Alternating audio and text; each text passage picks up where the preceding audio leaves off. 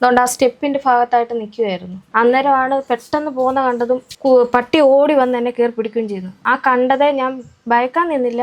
അന്നേരം ഞാൻ പട്ടിയെ എടുത്ത് ഹോളിലോട്ട് എറിഞ്ഞു. അപ്പോൾ കുഞ്ഞും അകത്തുണ്ടായിരുന്നു. അതിന് തൊട്ട് മുന്നേ വരെ ഞാനും കുഞ്ഞും പുറത്ത് നിൽക്കുമായിരുന്നു. ആ അകത്തോട്ട് എറിഞ്ഞിട്ട് ഞാനും ചാടി പെരക്കകത്ത് കയറി. ആ കതവെല്ലാം ഇളകി അടിച്ച് ബഹളം വെച്ചത് കൊണ്ട് അത് ഇറങ്ങി ഓടി. പക്ഷെ ഞാൻ അലച്ചല്ല ബഹളം വെച്ചത്. ഞാൻ സാധാരണ ഒരു നാട്ടിൻപുറത്തൊരു പന്നി വന്നാൽ അങ്ങനെ ഡ്രോ എന്നും പറഞ്ഞല്ലേ ഓടിക്കുന്നത്. ആ ഒരു രീതി തന്നെയാണ് ഞാൻ ഓടിച്ചു വിട്ടത്.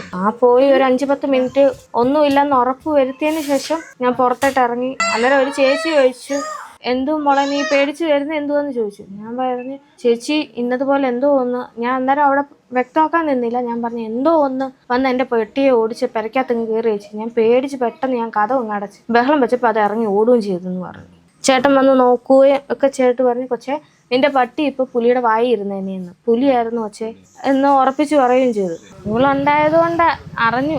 ഇല്ലെങ്കിൽ മോൻ വെളിയിൽ നിൽക്കും, അത് വരും. ഇവൾ ഓടിച്ചു വിട്ടത് കാര്യമായി. ഇവളുണ്ടായത് കൊണ്ടാണ് ഇന്നലെ രക്ഷപ്പെട്ടത്.